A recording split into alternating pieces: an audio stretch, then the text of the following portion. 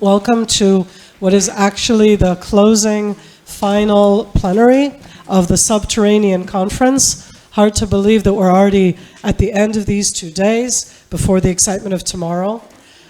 Just in the last hour, we've listened to two vastly different aspects of the Subterranean Challenge. If we heard that amazing presentation about Israel's actions against Hezbollah's attack tunnels up north a year ago, and to hear Achia Klein, who was a student of mine here at IDC, which is where I know him from, and his own personal story and response, talk about two different aspects of the Subterranean Challenge. So what do we want to do now? We want to try and bring it together. Just look at the names, and in a moment I'll be introducing people. We have here lots of different aspects of the challenge itself. If you look at the ranks, it doesn't even say, because Joel, you're also a major, aren't you? So we have here sitting in front of you, 4 colonels and 2 majors, so that gives one aspect. We have here the legal profession, engineering, again, within the military, intelligence, special forces, 82nd Airborne to me has always been engineering and planning, just all of these different aspects. And what we are going to try to bring together right now is to talk about the Subterranean Challenge, both looking backwards and forwards, but to try to give it one session, not on a specific aspect, but on a lot of different ones. What I'm going to do at the beginning is I am going to introduce, every speaker is going to get 10 minutes. They will each present a different aspect of the Subterranean Challenge, and then we're going to have a discussion between us all. If there is a need, we can always open it also for questions to the final plenary people. And I'm going to introduce them as they speak. It's going to be easy in that sense. And the first one who is going to speak for us today is going to be Colonel Patrick Mahany from the U.S. Army. Colonel Mahany commanded the Asymmetric Warfare Group based at Fort Meade, Maryland.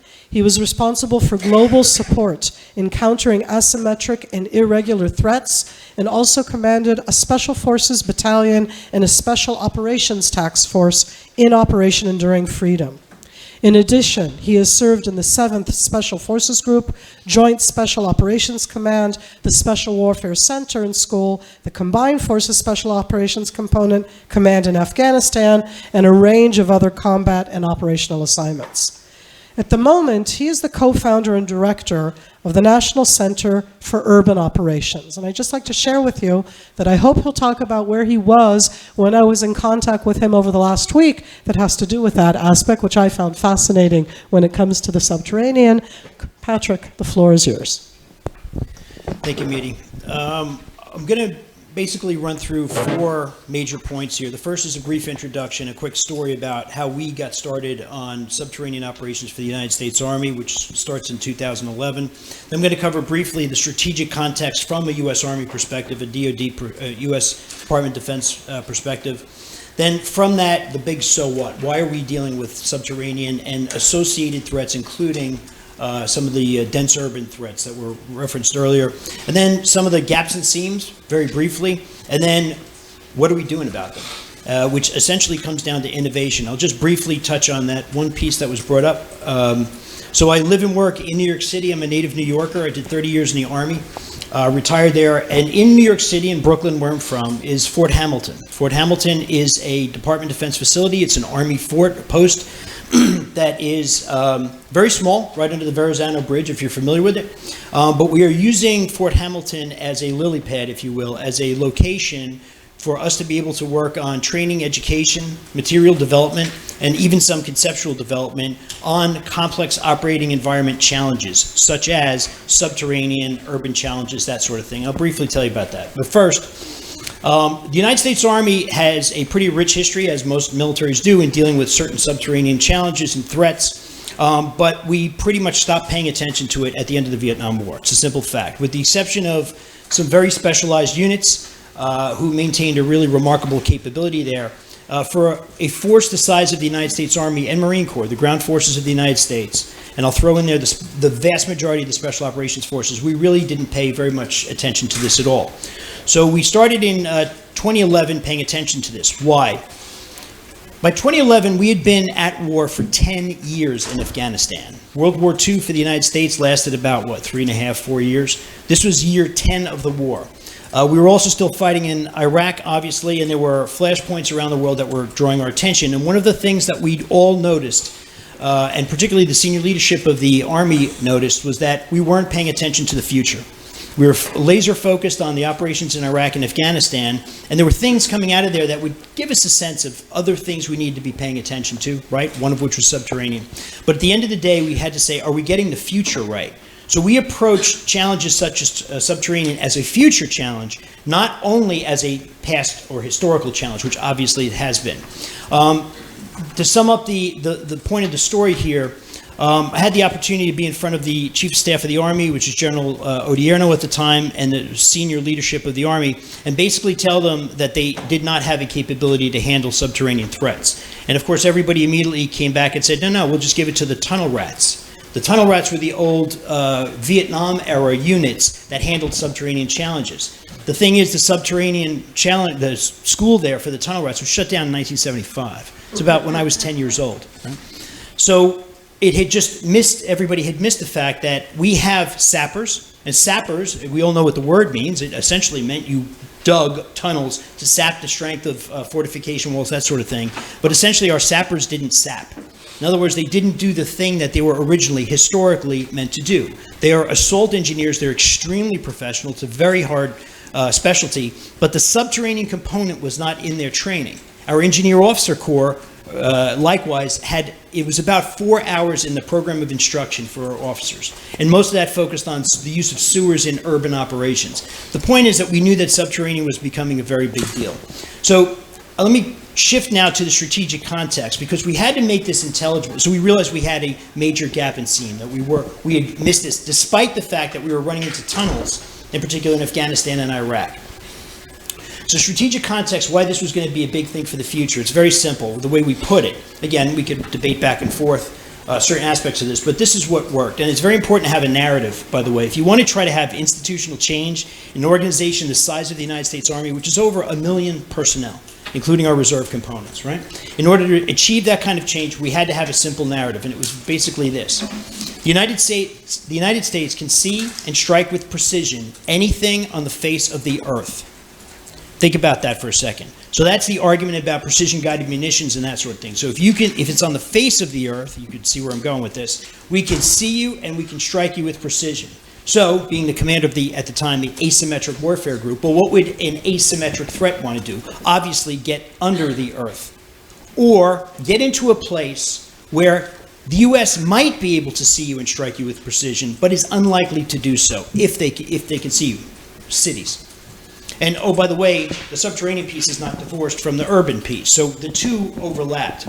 Well, to get to the chase on this, what's happened in the United States Army since 2011, particularly beginning in 2012, is this effort has grown from not just subterranean into a broader effort, originally called the megacities effort, but we've expanded it out, actually, to, say, dense urban. And we don't have time here to get into what are the factors of density and all that, how we define that, although I'd be happy to answer questions on it. So that continued to grow. Well, essentially, we noticed that we had the gaps and seams. So there were gaps and seams, to sum this up, in equipment, in TTPs, tactics, techniques, and procedures, and likewise there was a human element here that was missing as well.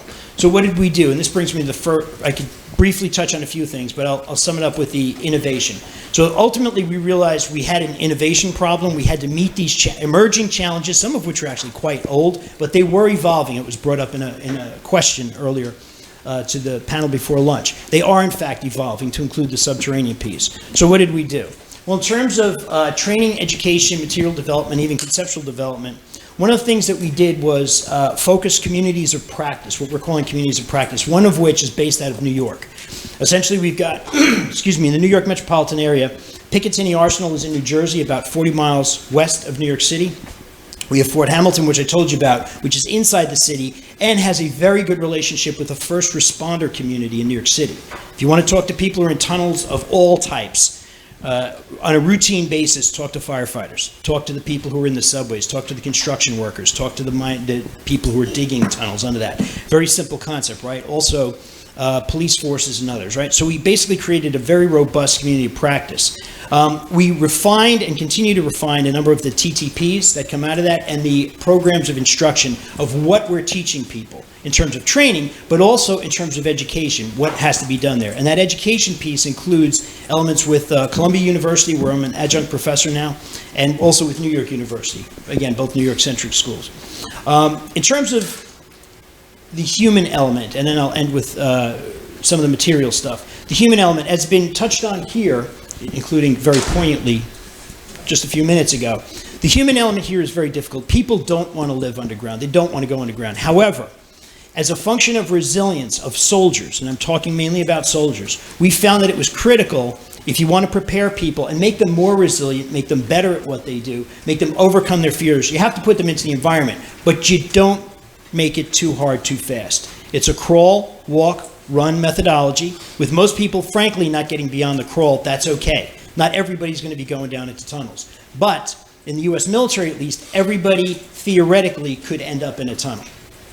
We do not need special permissions to go into tunnels. Tunnels are ubiquitous. We are an expeditionary force. So you never know where you're going to run into these types of tunnels or underground facilities. You just don't know. So we had to basically train people. Again, that's a broader case on how we do that. But we found that allowing people to face their fears inoculates them to a degree. It doesn't make them super at it, but it allows them to develop more confidence generally. And so we have a way of doing that. The final thing I'll mention is about equipment. And this brings me back to the point that you brought up, Miri. So I spent last weekend in the New York City subway system testing out ground penetrating radar and different types of radar. I'm not a technologist. I'm an operational special forces guy. I'm not a tech guy whatsoever. However, plenty of companies have come up, and we're finding that some of the best technologies for these types of challenges are coming out of small, innovative startup companies that are willing to work very directly with us and use the word pivot, to pivot their technology or their approaches as needed. In other words, quickly change. If something's not working, team up with somebody who has something that does work. And we're able to speed up the process for developing these sorts of things. At these events that we have, to include in New York City subways, we have the first responders there. We have people from across the country. At times, we'll have people from across the world, our NATO partners, others, at these events. So right now, it's what we're calling sense through the wall technologies. It was referred to earlier, but we were testing them to see, well, through the wall, fine. How about poured concrete with steel? How about floors of poured concrete with steel? Nothing I've told you today is classified in any way, shape, or form. The work we're doing with private companies that are small, in some cases formed by recent graduates of graduate programs in engineering. They start a little company and they come up with some things that are not the golden bullet, but it's very promising, some of the technologies they're doing. And as the tech changes, by the way, some of our tactics, techniques, and procedures are changing as well. The final thing I'll leave you with is we don't see this ending. We see this continuing to evolve. We see it as part of a broader effort that does tie into urban operations, among other things. But ultimately, it's dealing with the complex operating environment that is emerging. And so we are very excited to continue working on that. Thank you. Thank you very much. Thank you very much to Patrick. What a fascinating segue into the subject itself, both with the background and with technology as you connected it in. We're going to go to a very different aspect. Dr. Joel Roskin, who is a geologist and a I practice saying it, I swear, geomorphologist, who is the head of the Geomorphology and Portable Luminescence Laboratory at the Leon Recanati Institute for Maritime Studies at the University of Haifa. His main academic interests are in geomorphology, geoarchaeology, and there is such a thing, military geosciences. And I say that because he is focused both on the northwestern Negev in the dune field construction, and that's the area of the Gaza dune fields in that sense.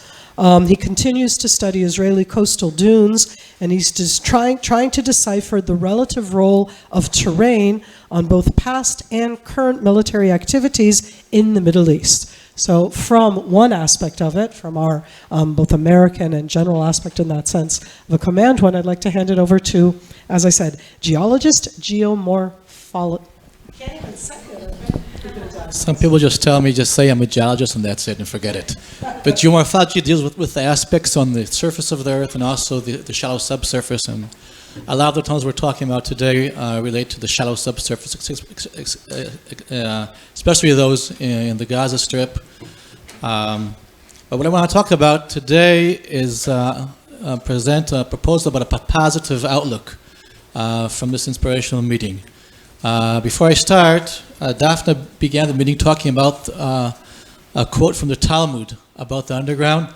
So I'm going to, along her line, mention the weekly portion from the Torah that Jews read every Sabbath. And this week they read in Genesis about Joseph. And there the underground appears twice. Joseph is thrown into a dry cistern by his brothers.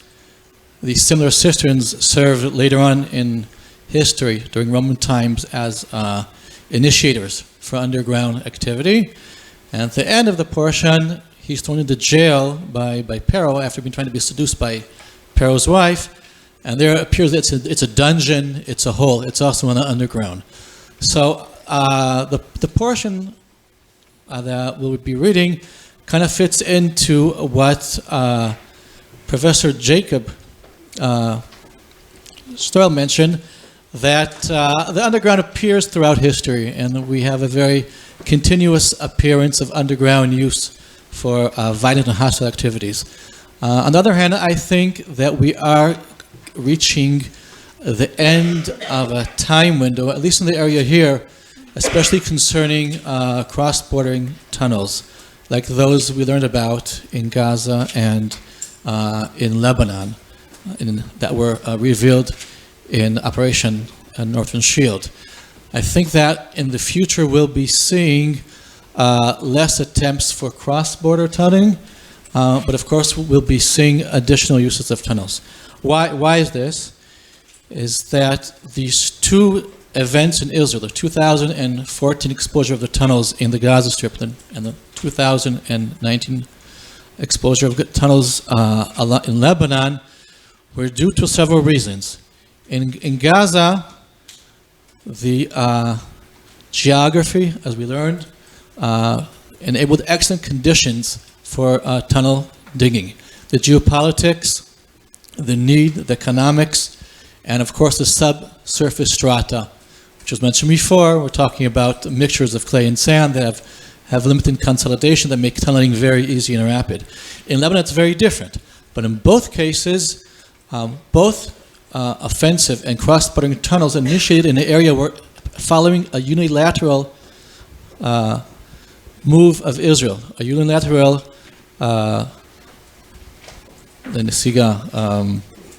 withdrawal of Israel from both areas and leaving the area up into the border prone to non-state actors. And that enabled the geography, enabled these non-state actors to have all the conditions, along with the motivation, to enable them to develop cross-border tunnels. In 2014, the Israeli army was not fully prepared, but they achieved their goal to fight the tunnels. And in 2019, last year, we just witnessed also the summary of an excellent success of precise and clean and accurate knockout of the tunnels. And I think the success of Operation Northern Shield has generated to different non-state actors that cross-border tunneling is usually not a worthwhile effort. And the extreme amount of energy invested in such an enterprise will probably not achieve its goals. Also in Gaza, the long-term goals were not achieved. So I think that's a very, very strong, important point. Now, Miri asked here not to talk with the visuals, but I had to make one little visual here and kind of put a story together here. It also incorporates what we heard also from Patrick before. I think at least the lower lines can see what we see here. But I'm trying to show here that where we're standing right now at today's meeting, actually, is more or less a turning point when we see that the red are cross-border tunnels, which have peaked along with the increase of tunneling by non-state actors since around 9/11 or so. And this more or less fit the exponential increase in high-tech technology. On the other hand, militaries were looking more into technology and technological aspects on the surface, and there was less attention focused on, the mark here in brown, less attention focused onto terrain aspects of military engagements. And that's what non-state actors took advantage of in the form of tunneling. And the counter-tunneling attempt, or attempts based on technology, that's what we see in the dark blue here, develop with a lag, the lag in time, and only recently we're seeing here a meet of counter-tunneling abilities versus tunneling intentions, in particular cross-border tunneling intentions. So I think we're going to see a decrease in these CBTs, cross-border tunnels. On the other hand, we'll be seeing local tactical efforts probably across the borders or across different types of lines. But what's more important to focus on today, I think, beyond the megacity aspect, which is also very, very important, especially in the Israeli sense, what was mentioned before are the underground facilities in the depth of and behind enemy lines in the depth of their regions, serving for ballistic fire and serving for concealment, supplies, and surprise attacks against an offensive, for example, by Israel. So altogether, that's a very challenging effort, which demands a lot of imagery analysis, a lot of high-tech algorithms using a wide spectrum of intelligence methods, and there's a lot of work to be done there.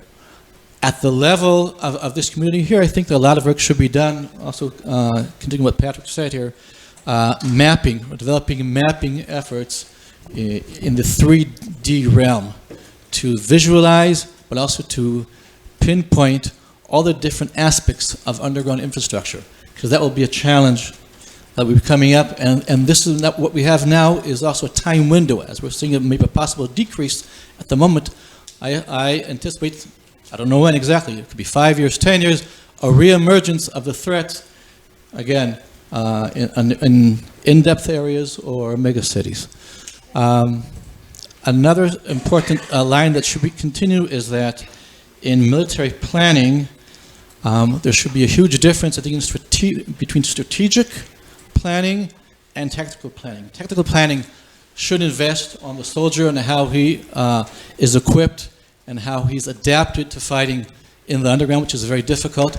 But at a strategic level, it should be very, very important to learn how goals can be achieved without sending soldiers as much as possible into this underground because of the high variability there. So that's also a very important point here. Final point, as we've seen many interesting talks here, and I think that there is a big problem also in terminology here. Each person comes up with his own terminology, his own classification. I think this is an opportunity here, maybe later on during the meet, to work on unifying terminology here. It will make things easier, because I'll just finish with a story. When I was working on tunnels in the Southern Command, so the head person in charge, when he was above a colonel in rank, he could not distinguish between, in Hebrew, a ma'ara and a minhara, between a cave and a tunnel. It could be semantics, but it wasn't clear to him. I think it was a very important miss that he was always conveying to the people down below. But things have improved now. Thank you. Thank you very much, Joel. Very interesting. So we have two different aspects. One is both of you looking towards the challenges to the future in that sense, adding in here the additional aspect that you actually don't think the terrain is really the issue. And in its own way, what I heard is it's actually perhaps something which we're more prepared for now than we were in the past, and I think we're going to continue in talking about that here.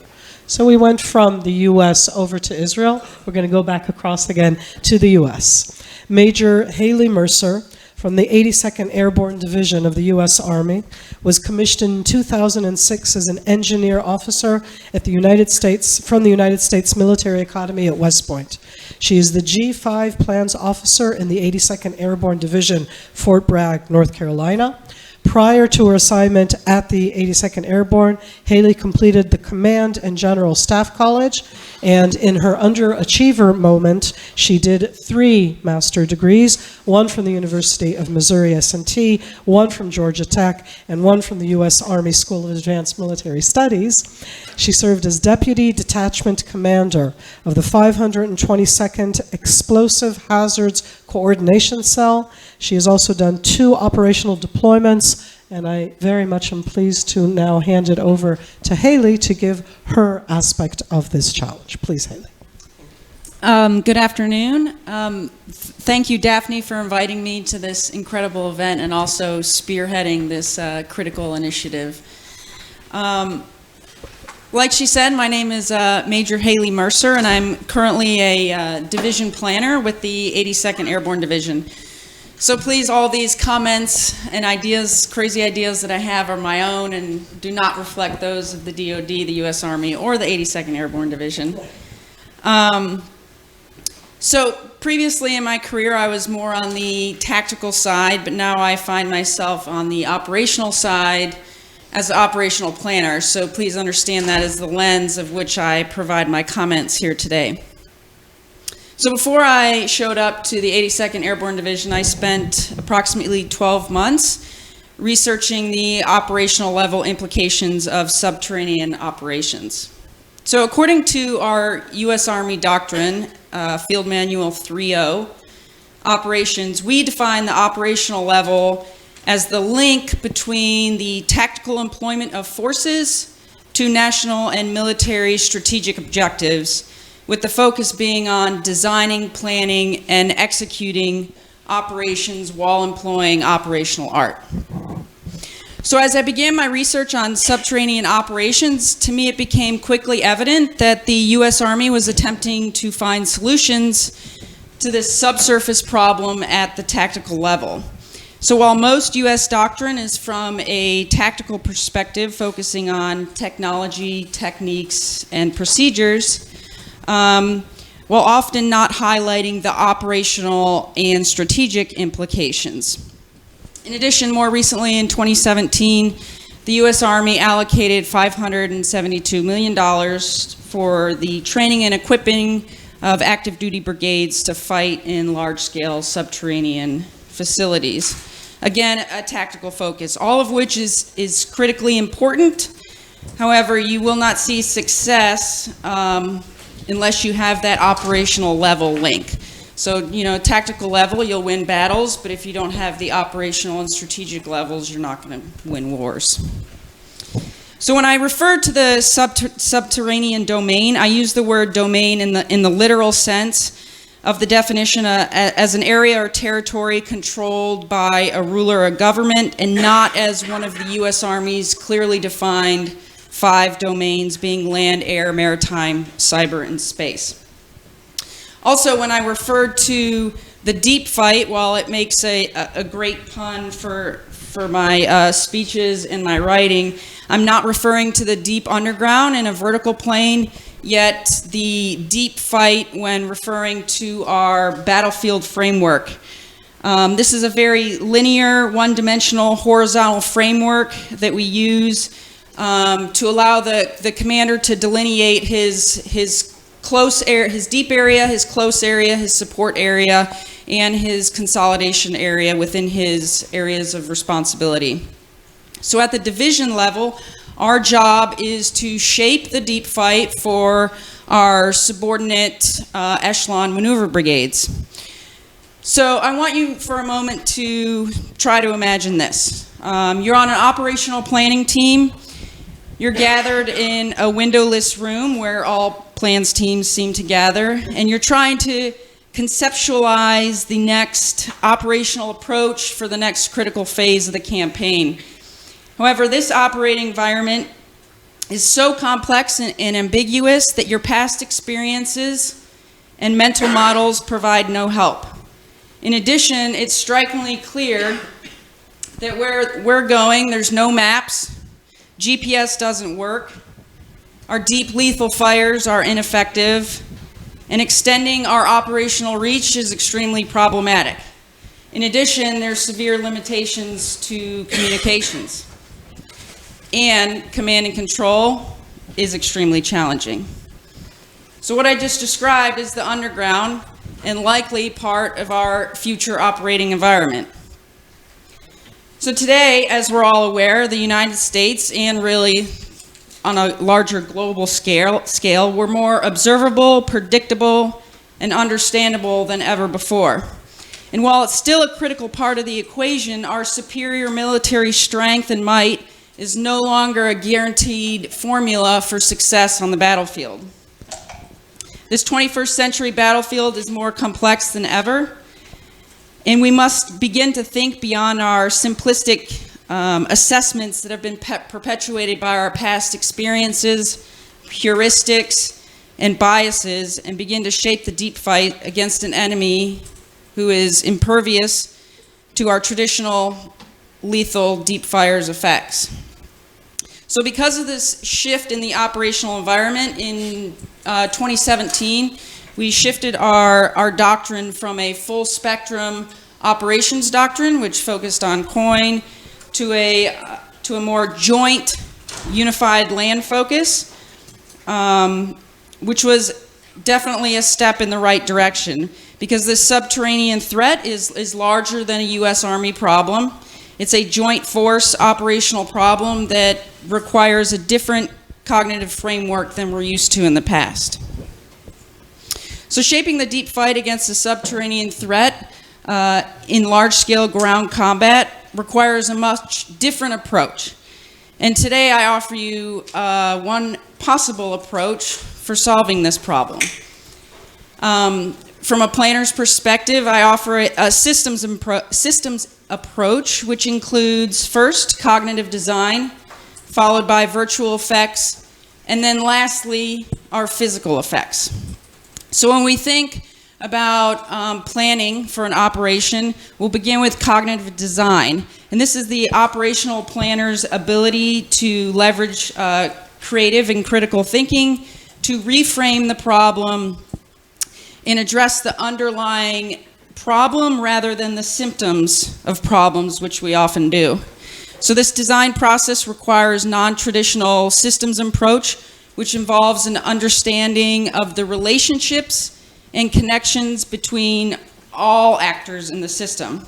So there must be a deep understanding of what reinforces the belligerents' actions and behaviors through an understanding of their values, their desires, their morals, their beliefs, and also their language. For us, we can't defeat something that we do not completely understand. And all of this cannot be accomplished without cognitive patience and the ability to communicate that understanding to our lower echelons. So once we've entered into the cognitive design, then we're going to talk about and apply, layer in virtual effects. So according to our U.S. Army doctrine, again, 3.0 operations, joint force commanders gain and maintain the initiative by projecting fires, employing forces, and conducting information operations. So capabilities within the virtual space are traditionally viewed as a supporting role to projecting fires and employing forces. But against the subterranean threat, virtual effects may likely serve as the main effort, with our traditional physical effects as a supporting effort. So shaping the deep fight through virtual effects includes all capabilities inherent in electronic warfare, artificial intelligence, and both offensive and defensive cyber capabilities. So with nested and synchronized objectives, all of these assets provide friendly forces with the ability to conduct deception operations in addition to narrative control. Both deception and narrative control are two of the ways that we can shape the deep fight prior to any physical effects arriving on the battlefield. And lastly, I'll talk about the physical effects. Against a subterranean threat, physical effects are more effective when they are subsequent to cognitive design and the virtual effects. So some common physical effects include our lethal fires capabilities, anti-axis, aerial denial, counter weapons of mass destruction, traditional boots on the ground, ISR, intelligence, surveillance, and reconnaissance, or humanitarian support. So these physical effects include combined arms tasks that lead to enemy destruction, exploiting opportunities, minimizing commanders' risk, and ultimately shaping the deep fight for our lower echelon subordinate units. So again, countering a subterranean threat is extremely manpower intensive. And like I said before, this is larger than an army problem. It's a joint problem, and we must integrate the partnerships and relationships of the joint, interagency, and multinational forces, similar to what we're doing here in these past couple days by leveraging larger than just ourselves. So in conclusion, while it's still an important facet, the answer to the subterranean threat is not necessarily in the next technological advancement or tactical solution, rather in the operational artist's ability to think creatively and reframe the problem, apply a systematic approach, including cognitive design, virtual effects, followed by physical effects, and ultimately providing better courses of action for our commanders. Again, success at the subterranean threat lies at the operational level. Thank you.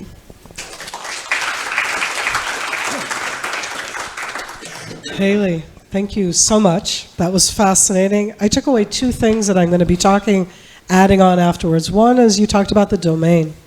And I think that we're going to be talking about that in a bit. If this is an additional domain, that no, you can't, no communications, no, all those different no's that you put in that list. I'm sure that we'll be discussing that as we go on. So that was the U.S. operational Army, but not official approach. Was that okay? Okay? So from here, we're going to go to what I'm going to call similar but Israeli in its own way. Atai and I go way back, so it's not fair. Colonel Atai Shelach. So now I have a colonel from the IDF who is today general manager of the Israel and HLS DefSec at the YR Group, which specializes in implementing global projects and international projects. He's the lead advisor to the Special Forces in projects with Rafael on behalf of Defensive Shield, a Homeland Security company. But at time, Colonel Shelach's background is 27 years of military operational experience. He served as the commander of the Special Elite Combat Engineering Unit of the Israel Defense Forces. That's the Yahalom that's been mentioned here day after day. As the head of the IDF's VIP Protection Unit, as Chief IDF's CBRN Center, and a second in command of the IDF Engineering Corps. Atai, Colonel Atai Shelach, I give you the opportunity. Please share with us your thoughts. Okay, first of all, Daphne, thank you for inviting me. And Miri, please be gentle with me, okay? Do me a favor. We work together in the military. So, as mentioned, I was serving in the IDF almost 27 years in several duties. And I'm still on the reserve in what we call a new command that established in 2012 that in charge of the operating of the special unit in war times. So I'm going to share with you my point of view. It's my own perspective, and I hope I don't gonna ruin the party here, but I will try to expose my point of view with the challenge of the subterranean here and the warfare during wartime. And second, it's not an historical session, but at first I would like to normalize the threat regarding the state of Israel. We exist almost 71 years. Since these times, we had, let's say, 6 wars since 1048. We get the influence of 2 Gulf Wars. We have passed 2 intifadas. We had at least 3 majorities operation in Gaza Strip. As mentioned, we withdrew from Lebanon in 2000 after 18 years. We withdrew from Gaza Strip in 2005 after many years. And I'm not counting all the terror attacks inside the settlements, through the borders, through all these years, kidnap of citizens, kidnap of soldiers. So, as we said, it's a tough neighborhood, unfortunately. And when we are dealing with the subterranean, I would like to make a divide between the defense and the offense. It's very important to understand, especially when you're talking about how to operate soldiers and deal with this threat or with this challenge. With the subterranean, I'm dealing with the subterranean's threat regarding the state of Israel since 1905 in Gaza. And it began as kind of annoying threat. Smugglers, cows, cars, goodies, something like this. In Philadelphia, what we call the Philadelphia routes, it was interesting. It's the Israeli-Egyptian border, just for those who don't know. Egyptian border. Thank you, Miri. Sorry, now it's the Gaza-Egyptian, but at that time it was, Israel was, okay, so. And we have lots of, we were dealing with it, but it wasn't a real threat, it was annoying. And it became, through the second Intifada, let's say in 2000, it became something else. And since then, until this day, I'm dealing in many aspects with this threat. There is no one solution when we're dealing with this. And I'm talking about the operating from the perspective of the tactical force. And I would like to add something else. It's not a strategic threat. Sorry, it's not a strategic threat, even these days. If I compare it to the missiles, the launching missiles inside Israel, this is a strategic threat. The tunnel is not a strategic threat. It's annoying. Of course, when they're penetrating inside the settlements, it's not good. When they kidnap a soldier, it becomes a problem of the decision makers and the political decision makers, but at the end of the day, it's a threat, but not more than that. But when you decide to deal with that threat, you have to take in part it's a three part when you deal with this. First of all, it's the intelligence. Secondly, it's the technology. And third, it's the operational or the tactical moves when what we said, the boots on the ground or the combat or whatever. And until the operation in 2014, protective age, the state of Israel actually didn't deal with that threat in a serious way.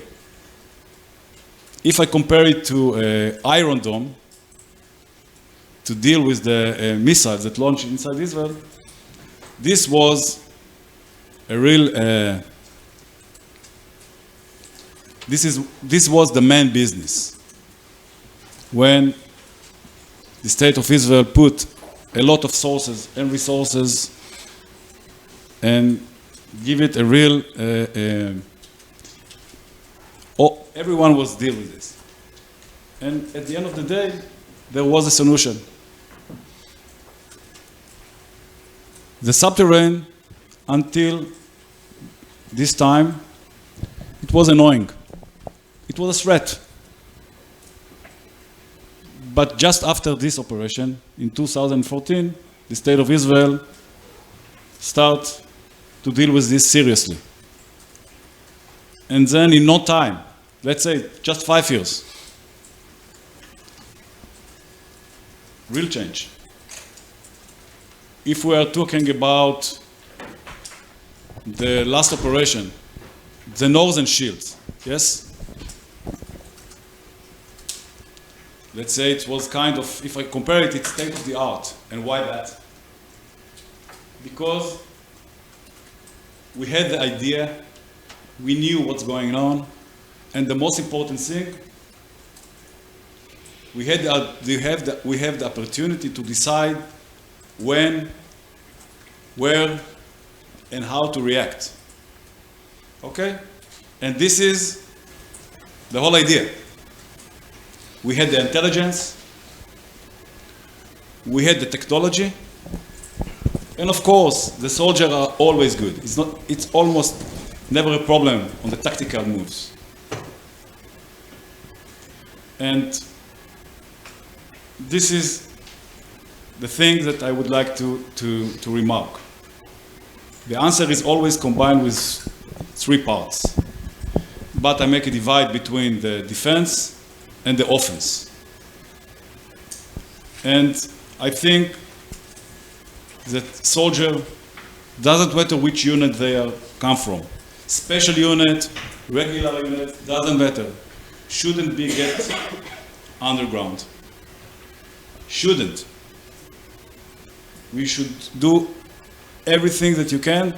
Don't take or get your soldier to get fight underground. It's a trap, and the enemy waiting for that. So this is the last reason, and you shouldn't do it even if you don't have any other choice. And if I summarize this, I think that even in the future, there will be more challenges, like the subterranean, but it always, in my point of view, it's the decision of the country, of the state, to deal with it. And when Israel decide to deal with this, they will find a solution. Thank you. Atai. Colonel Atai Shelach, very interesting, very different points. Just think of 4 different people with 4 different approaches to the subterranean challenge in that sense. Adding in at the end, as I'm taking that away, A, it's not strategic, B, it's a trap, try not to be down there, and take care of it, as I summarize in my own way. Colonel Pnina Sharvit Baruch will be our last opening speaker, and then we're going to have a discussion here.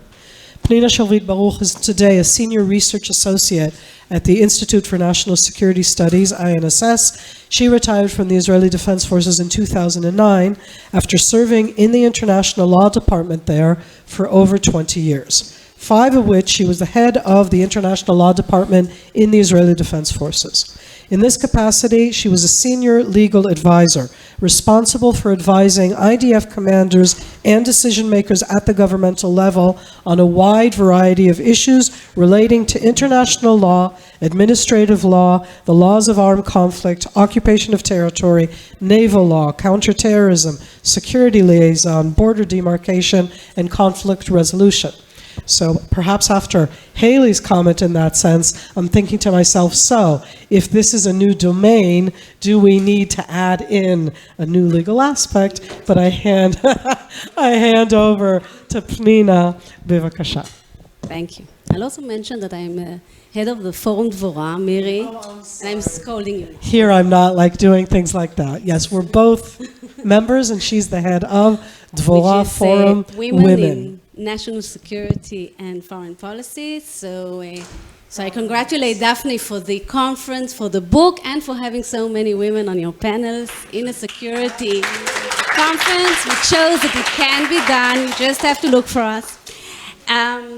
So I want to make 4 points. And my first point is the importance, and I'm coming from international law, but the importance of the cooperation between legal experts and commanders and operational experts and other experts in the discourse on IHL.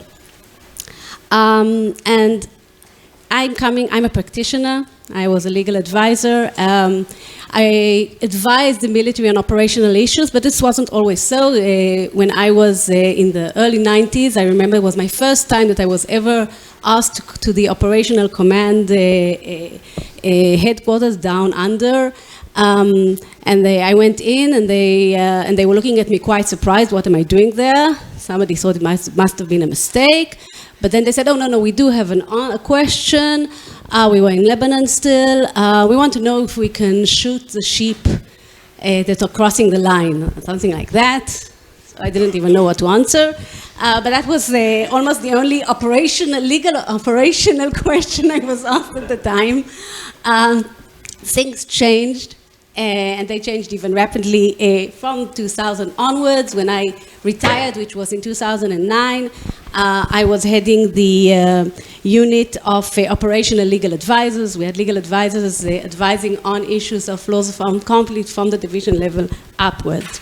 And in doing that, so it seems logical, and it is to a certain degree true, that there is an inevitable tension between the military commander and the legal advisor. The military commander wants the maximum freedom of action, and the legal advisor is there to say, no, you cannot do this, you cannot do that, tying the hands of the commanders to a certain extent. But this tension is breached by the fact that both have the same underlying aim at the end of the road. They both want mission accomplishment, but also retaining morals and ethical values, and also abiding by the law, because eventually we want to win the war, but we want to retain our nature as a law-abiding state, as a democracy. So when we have the understanding that we have the same aim, it makes it easy to connect. It makes it easy to work together. But in order for that to happen, it is crucial that the legal advisors that advise on IHL have to have a good understanding of the relevant operational aspect, of the relevant challenges, of the threats, and of the capabilities of the military. If you don't have a good understanding, you can't give the right advice. So if, for example, you don't know the operational, what we just heard, don't go down underground. It's a trap, okay? If the legal advisor does not understand that this is a crucial element in the way the commander thinks the operation should go ahead, so that could be an option. I mean, maybe as a precaution, the right way of action is to go underground. But then you're giving a legal advice that is not worth, that the commander will eventually disregard, because they will say, oh, you don't even understand the operational reality. So we have to have this connection. And here I want to comment Daphne, because I think this is exactly what she's doing in her book and in this conference, bringing together the legal advisors and the legal aspect, but also the commanders and the experts. So this is my first point, and my second point is that this combination, this understanding of the operational aspect has to be done not only, well, first of all, by the legal advisors advising the commanders, but also by others, by those writing about it in academia, by those writing, by those NGOs, and even official bodies that are writing the reports after actions, fact-finding missions, commissions of inquiry. Unfortunately, too many times, we see that these kinds of bodies, and especially those doing these kinds of reports after the fact, don't take into account the operational reality. A good example is, of course, the commissions of inquiry after Israeli operations. The first one was Cast Lead, which I was the legal advisor of, so I was personally offended by what we call the Goldstone report. But the one I was more objective about was the commission of inquiry after Operation Protective Edge, a 2014 operation. There's a report, McGovern Davis, and I read the report and I analyzed it as an article. I wrote a paper. It's online, you can read it. It's quite long and detailed. And when you go into the report in depth, you see so many places where there's simply a misunderstanding of the operational reality. One example, for example, which is also relates to the tunnels, is that one of the conclusions there is that the evidence gathered by the Commission indicates that the vast scale of destruction may have been adopted as tactics of war. Yes, there was a lot of destruction in the Gaza Strip. And how did they come to this conclusion? Inter alia, based on the concentration of the destruction in areas close to the Green Line. So because there's a lot of destruction there, it means that this was a tactic of war. But the areas near the Green Line are where the ground forces were operating. So of course there's more destruction there. And the areas near the Green Line are where the Hamas had its major build-up, military build-up. So of course there's more destruction there, and this is the area where the tunnels were. So of course in destroying the tunnels, there was destruction there. So you see here a conclusion that is not based on the operational understanding, which makes this kind of report difficult sometimes to take seriously. And this brings me to the third point, which is also connecting the rules, the legal rules, realistic and collected to operation reality, which is again another problem we see sometimes in these kinds of reports, and not necessarily always so. After Operation Protective Edge, there was also a fact-finding mission, a board of inquiry by the UN on the use of UN facilities, and in that report, which was headed by a military, an ex-military who had operational experience, the report was balanced, the report was logical, it did refer to the operational reality, so it can be done. But the next point is the law. And here I think there is the most important point in my view is that we have to have the rules interpreted in a way that makes sense to the operational commander. It cannot be detached from reality. So when we talk about tunnels, for example, but not only in tunnels, we have this issue, for example, of doubt. And we had this in a previous panel, what do you do with doubt? To say that the rule is that you have to have 100% certainty, it's creating a rule that just won't work. You can't come to the commander and say, unless you're 100% certain of something, you cannot do anything. Because it doesn't work like that. You don't have almost ever 100% certainty. You usually don't have 90% certainty either. You're working with uncertainties.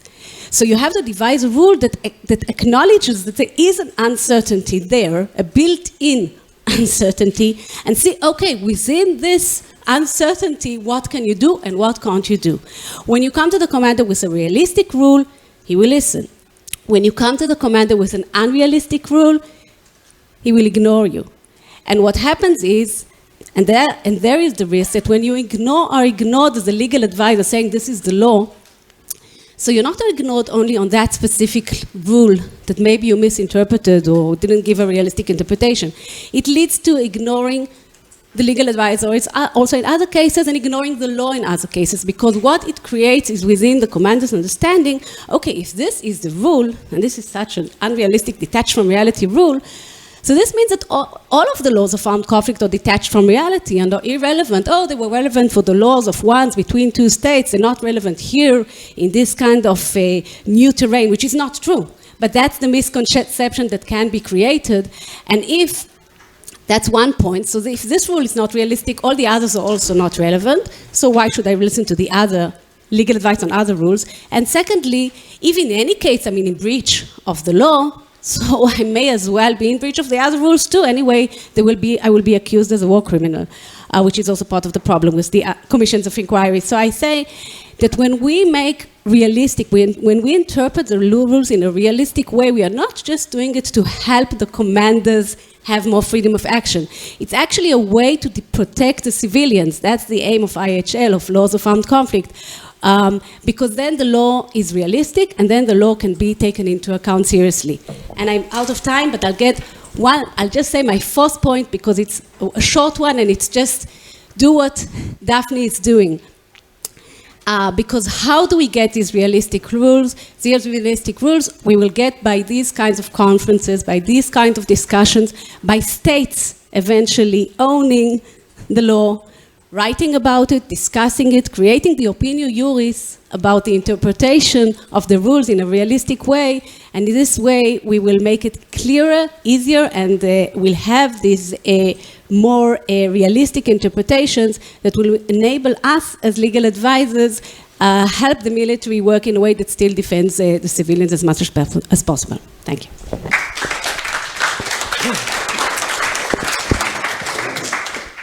So we just went through 5 vastly similar different approaches. I'm going to ask a few questions, and I'm going to ask different people as they came up. I have both the prepared questions, but having listened to all 5 of you, I'm not going to necessarily go to the prepared one, so be aware of that one there too. Patrick, you brought up something from the beginning that we haven't explored at all. You said urban, subterranean, urban. We're in 2019. We're looking towards 2020. Should we be looking not just at what we call underground threats, and that's subterranean in the military aspect, tunnels going across? Should we be looking at this in a broader sense of urban warfare nowadays is actually subterranean warfare? Short answer is basically yes. Essentially, we try to keep a broader framework so people don't just look on one particular component and get focused on it. For example, I totally agree with the point. If you can avoid getting into tunnels, do not get in a tunnel. I also agree with the point that it's a broader than a ground force problem set. But at the end of the day, it's ground forces that have to go in and close with and destroy the enemy. And if the enemy goes deep underground, we have to go after them, right? So it's essentially confined spaces. I mean, if you take a step back, what are we really dealing with? And there's a great term that the first responders in New York use, which is that, for example, a skyscraper is a tunnel built vertically. So it's confined spaces, right? It's you don't simply open a window in a very tall building. A lot of the tactics, techniques, procedures are similar. It's not the same. But you start approaching it where you're going to be going into that. Likewise, those tall buildings in particular, but even apartment buildings, have got basements, or we say cellars, right? They've got sub-cellars, and in some cases, sub-cellars, and in many cases, they're connected. Whether that's by design or whether it's in, for instance, the area we now call Chinatown, used to be an old Irish and Italian area. That's where my family's originally from in New York. There's smuggling going on, illicit activity, and so you don't realize that there's level upon level upon level below that. But if you've not been prepared for those types of operations, I'm speaking at the tactical level right now, because you have to go in. That's what you have to do. You have to clear the building. If you don't clear the underground, they're going to get up, pop up behind you, like we saw in Mosul, for example. That's one of the big takeaways from the Mosul Study Group report, is this sort of thing. So essentially, we try to keep a wide framework. It's essentially moving into very complex areas that are going to have, by the way, a lot of people in it. Unlike the tunnels that we're talking about here in Israel, for example, there aren't necessarily lots of people, but in underground facilities, there may be. In certain tunnels, subways immediately come to mind, there are lots of people. So it's complex, we admit that, but we're dealing with confined space and issues like, how are you going to breathe underground in a confined space? Soldiers immediately will put on a protective mask, but our protective masks don't protect us against basic smoke. A simple fire, a burning tire, whatever, will poison the environment with carbon monoxide. Our masks don't protect us against that, right? Our radios do not work in confined space. They're FM, line-of-sight radios. They do not work. So you've suddenly lost communication. Your GPS, without GPS, where are our people? Well, one of the things we're trying to solve is the Z-axis in particular in those areas. My point is, you can focus on the confined space elements, whether underground or not quite underground, and you can start dealing with some of the commonalities. You're not going to solve 100%, but you start working on that and then apply it to the different situations, whether underground facilities, whether they're urban or rural, that sort of thing. We find that building block approach is very helpful. I'm going to take it from there over to Atai. That's one way of looking at it in that sense of the subterranean, looking at it also as being an urban aspect.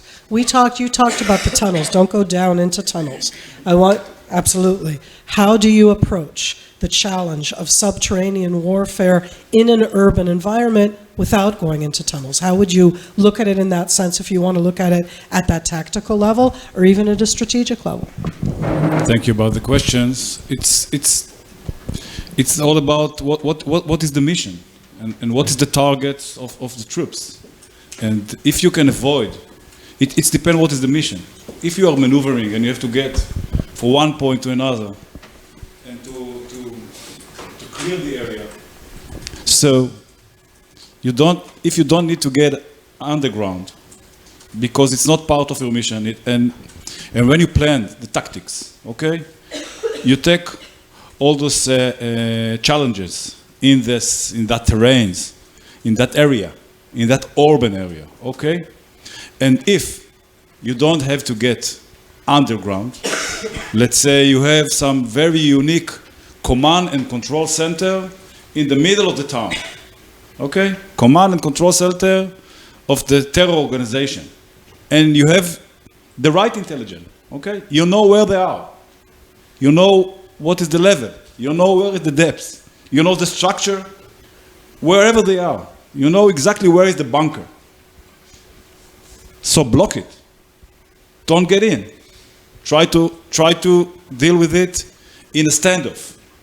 This is how we are thinking.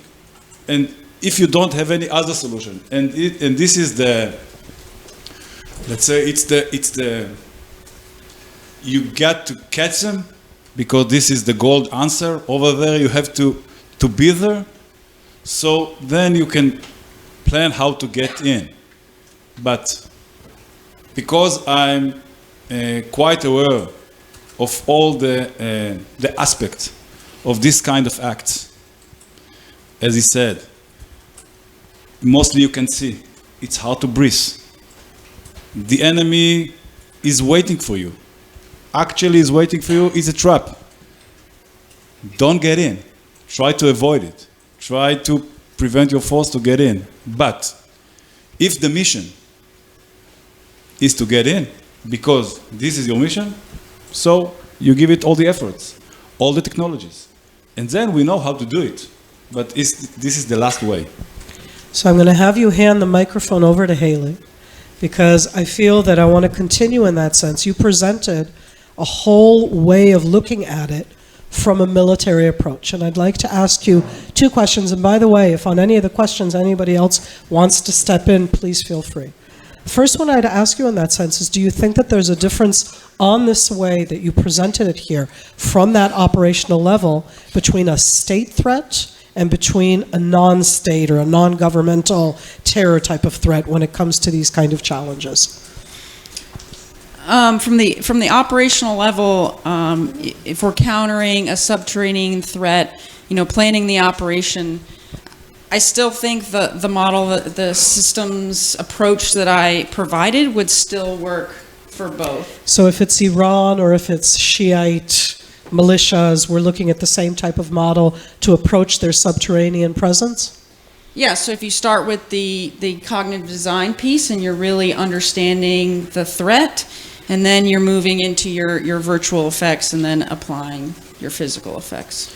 And do you think that right now inside the United States, the idea of that type of joint force is something that's out and going to start taking, as you presented, you said from the beginning, it's your approach as you're looking at it. Is there a new way of looking at this? Are people looking broader in the joint effort? Yeah, I think where we're starting to see a shift is where our main effort and supporting effort is. Traditionally, our physical effects have been our main efforts to affect the belligerent. However, with, electronic warfare and cyber and AI, we're starting to see those as our primary effort with our physical effects as supporting. So we're shaping the deep fight with not only our lethal artillery and air defense, but with all those other virtual effects. So those have now become as important as our physical effects. In the technology realm, I'm going to hand it over also to Joel and come back to you in a moment. In the technology realm of geology, of going in that sense into this arena, on that focused aspect, you said that in your sense, it's something that you think that looking to the future, it's going to be less. You also gave a geopolitical context of that. I'm coming back right now, perhaps to the geology and the technology of how that bites in. I was very impacted by the sense of you don't have communications underground. You don't, in that sense, you're very disconnected. And most of the technology that we've built, as Atai said, it's above ground. It's like that underground domain is different. Do you think that today within the world of what you're doing in looking at that underground through a geological perspective, that is something that will change, that there are changes going on that will allow us to make that area more accessible? Yeah, I also mentioned that briefly. I think that there should be a lot of focus on maximizing imagery and visual intelligence. There's in the subterranean. Looking at where the subterranean meets the surface, because every subterranean has openings. They may be concealed in homes, or in buildings, but every opening is a core of activity.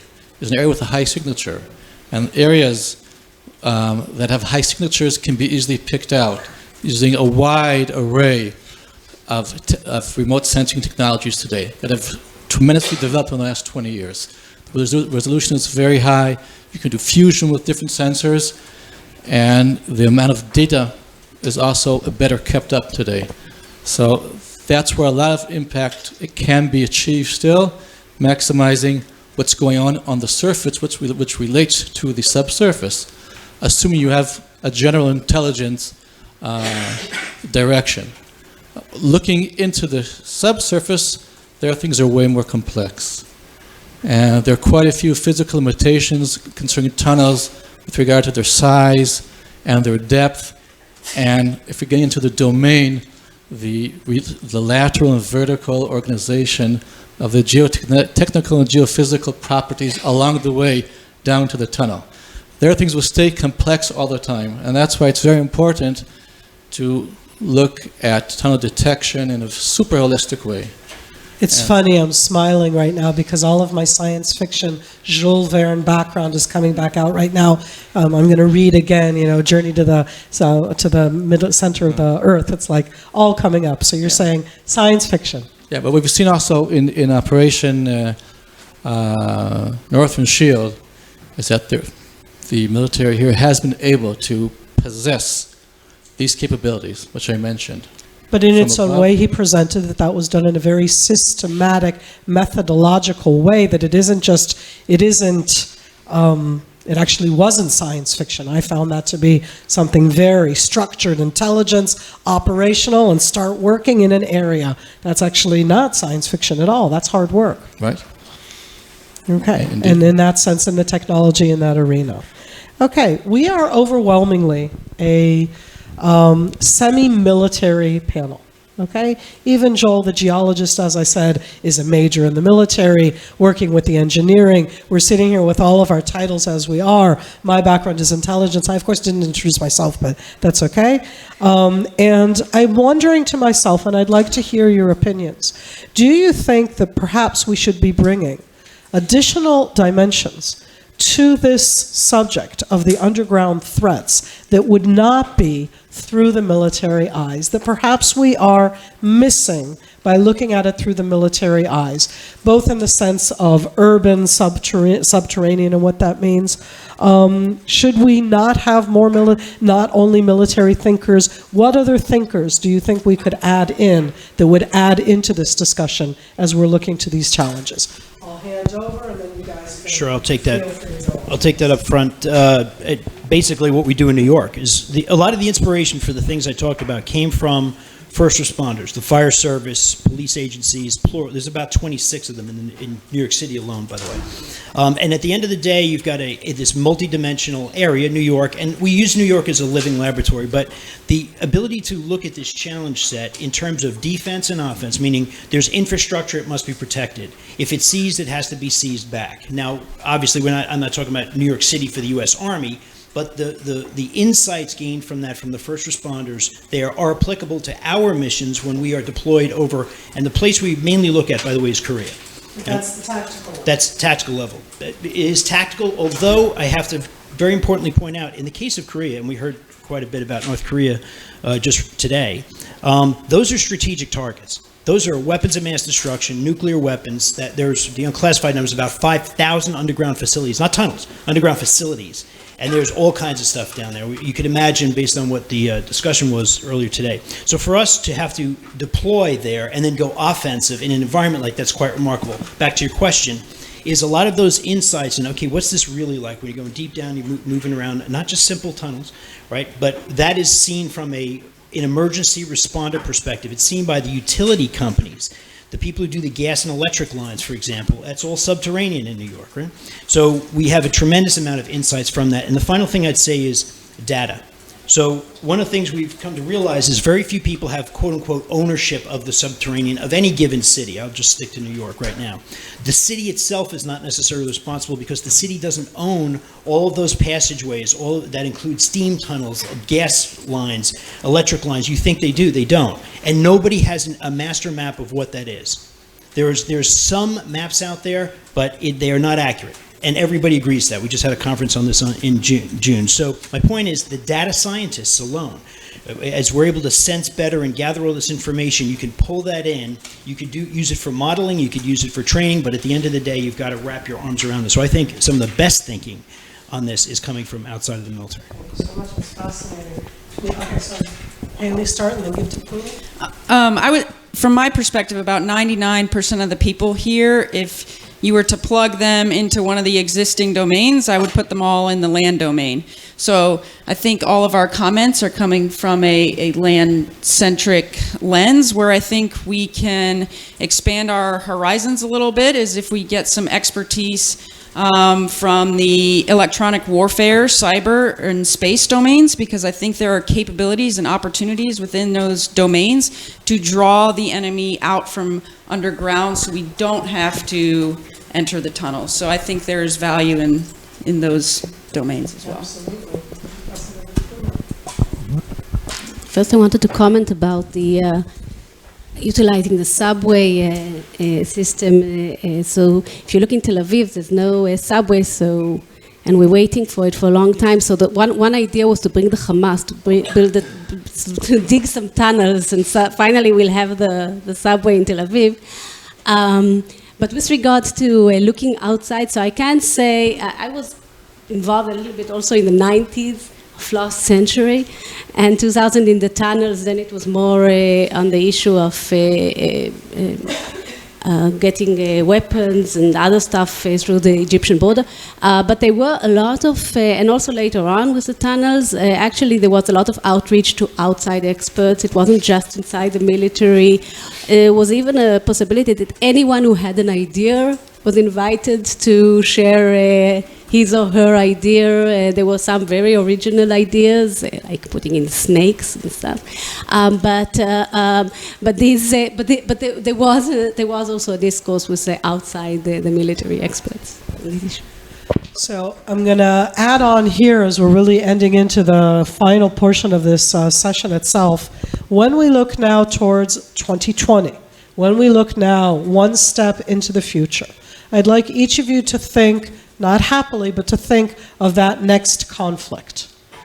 Atai stated in his own sense, I mean, you were the one who stated it very clearly, that you see this as something which is tactical, not strategic, but in that sense, I'd like just to start from over there and say, in the next war that will be, the underground threat, that subterranean complex that we're talking about right now, Is it the center arena? Is it a side arena? Should we be looking at it, as you said, as annoying and main is above? I'd like each of you to try and give us your sense of that one as we look into the future. If I'm looking, let's say, the challenges that the state of Israel we have to deal with in 2020, hopefully not, but might be. It could take part in Syria, it could take part in Gaza Strip, or in the West Bank, or in Lebanon. You just have to pick it, okay? No, joke. But it might happen.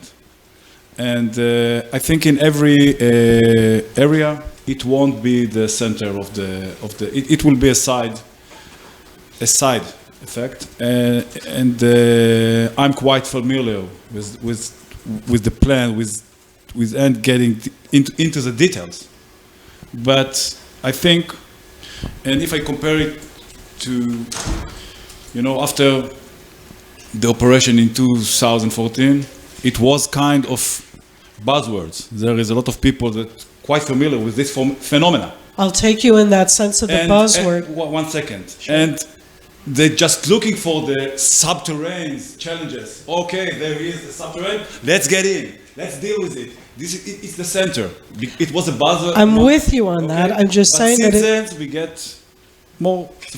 I'm asking in that sense, perhaps on that additional aspect. Certainly inside Israel, the perception of the threat is one which has impacted Israeli society, in the sense that Israelis were, I can't say right now are, were certainly more afraid as civilians of the subterranean underground threat than they were of the overground threats. They felt more protected from them. And I say that in that sense. You raised it for me, okay. Exactly. I raised, in Hebrew we say you raised it up to the Thank you very much. Okay? They are more annoying. The threat of the missiles, it's much more majority. And let's put this threat in the right context and proportion, okay?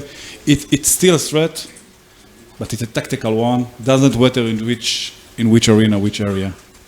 The missiles are much more big. All right, from Atai, I'm going to go across to Pnina, how you would look at looking into a future war, how much this would be a part, not just in that sense of the legal aspect, you know how to go out of that one. Well, I tend to agree.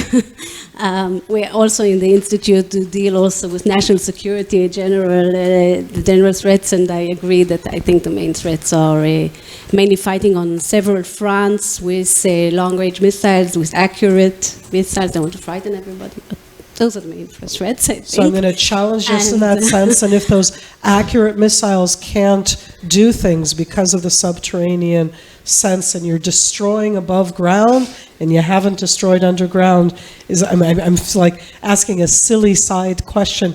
Is it legal when I'm trying to get 200 meters underground and I'm destroying everything above ground? Oh, now you're talking about from well, of course. Because otherwise maybe I won't get my target and I won't do my aims.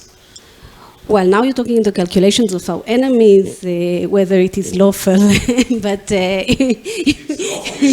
yes. So I think in general, there's the huge questions about if you want to get underground and the only way is to destroy everything above, and you will get to the underground, so it becomes an issue of proportionality, assuming that the underground or what is in the underground is a military objective. If you will destroy everything above and also not achieve your goal of destroying what's underground, which is another possibility, then you don't even have the military objective part of it. So it is a challenge. We had, by the way, we're talking all the time about tunnels, but if we talk about subterranean in more generally, so the headquarters of the Hamas are in the basement of the main hospital in Gaza. And they were not targeted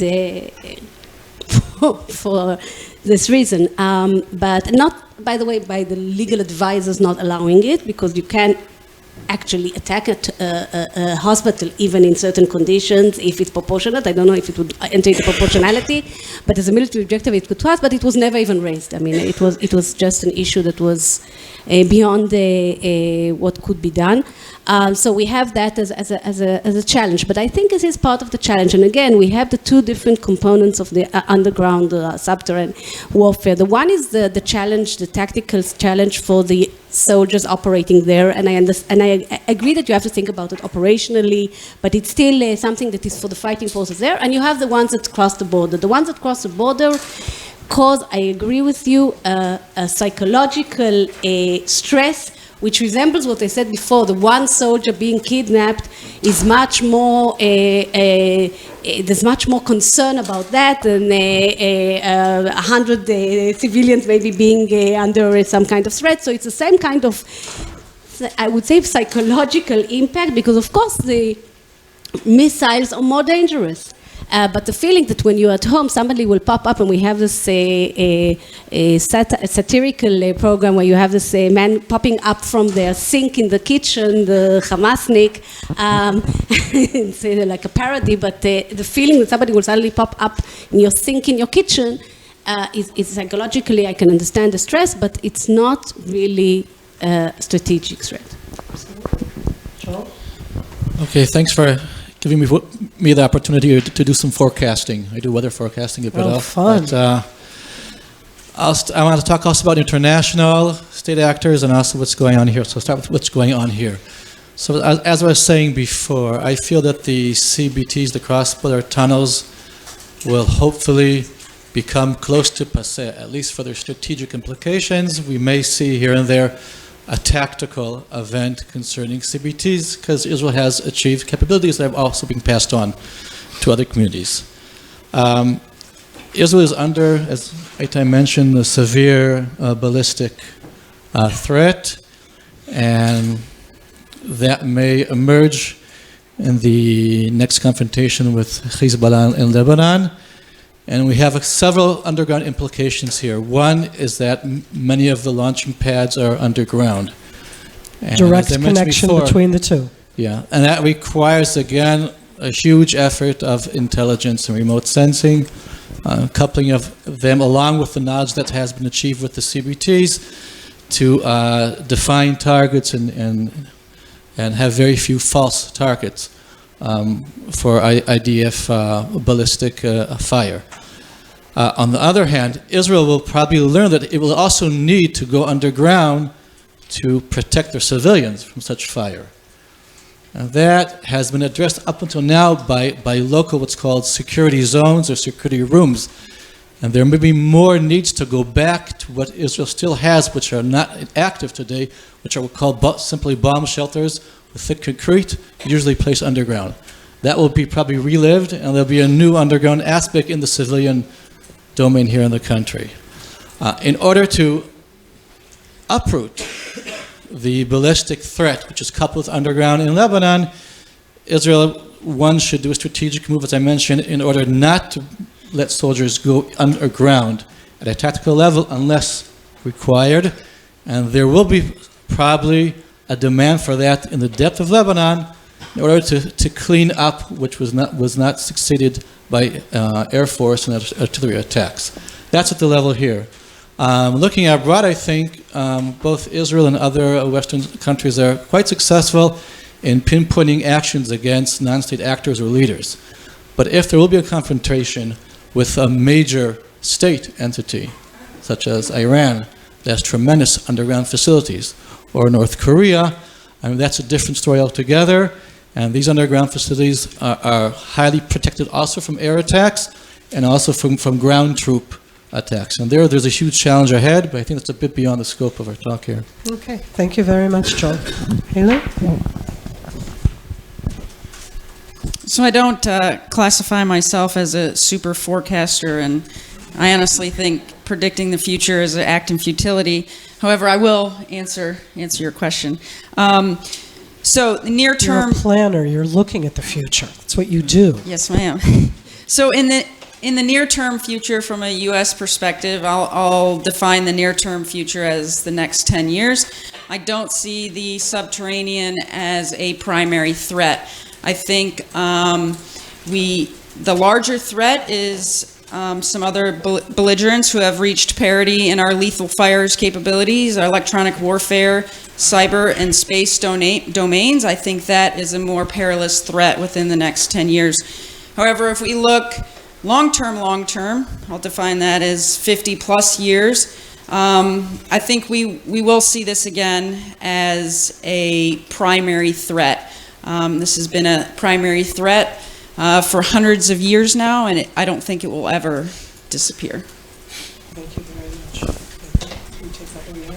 Take this one here. Okay, so in the U.S. military, we have it's now a pretty common saying, we have a perfect record of predicting the future. We're always wrong.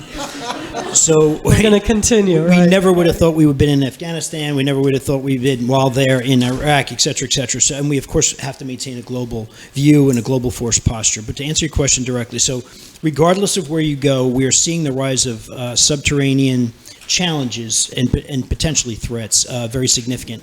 I do not think it's going to be primary. Definitely not. It is a component of principally land operations. It takes a joint force. I would agree.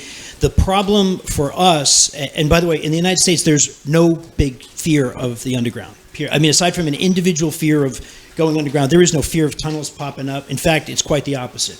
I grew up in New York City, so being in the subways as a child, and there's every freak, geek, and weirdo you can imagine in the subways, right? It's just that it's a zombie apocalypse looking thing every day. So it just doesn't scare us. Out in the middle of our country, you've got storm shelters, particularly from tornadoes. People go underground for protection. So it's not that same sense of a strategic or a real sense of fear of a threat popping up from underground. It just doesn't exist. So we don't have that. So our problem was actually the obverse of what you're dealing with here, which was we had to wake up, and I think we've done a successful job of it, of pointing out that this expeditionary military that we have principally had this tremendous gap in seam. It wasn't prepared for a critical component of operations, particularly land operations, we're talking subterranean, and therefore we had to be prepared for it. Final point on that is, we learn over and over again, in fact, Thomas C. Schelling was brought up earlier, that when in asymmetric approaches, and certainly in hybrid warfare approaches, when the enemy can detect where you're weak, they're going to attack it. When they know what your strengths are, they're going to hide away from it. So hence we are seeing the rise of this subterranean thing around the world. But do I think it's primary? No, I just think it's a gap in the seam that had to be addressed, and it's being addressed as part of a broader set of complex operational challenges. I don't think that this conference has been a gap in the seam. I think that, Daphne, this conference has been something which has brought out all of the different complexities of these different issues. I think over the last 2 days you've been exposed to the best experts and understandings of a subject which as yet is not really known and understood, and I think that we've heard from our 5 panelists today additional aspects just to go on into that. I want to thank the 5 panelists, thank Daphne again for the amazing, amazing aspect today for all of us. I know that you have an exciting day also tomorrow, so I'm going to say good night, thank you, and for the end of the conference itself at this stage along the way, Toda Rabba lekulam, Erev Tov.